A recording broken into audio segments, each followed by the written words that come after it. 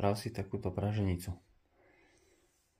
Biela slanina, šunka nejaká bravčová kvalitná, cibula, červená paprika, vajíčka, sol, čierne korenie. Nasekáš si cibulku, papriku na malé kocečky, slaninu na kocky, šunku takto nejak rozkrajaj,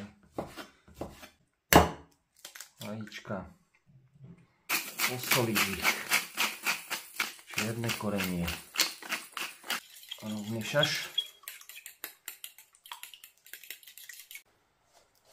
rozpališ panvicu a dáš slaninu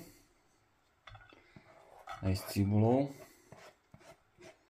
Slanina pustila tuk, dáš šunku,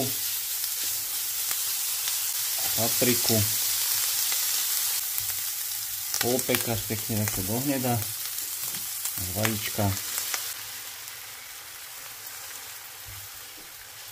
napečeš podľa chuti, že jak máš radši menej opečené, viacej, to je pre mňa dobré. Vypneš, môžeš pridať pažitku, keď máš, a je hotovo.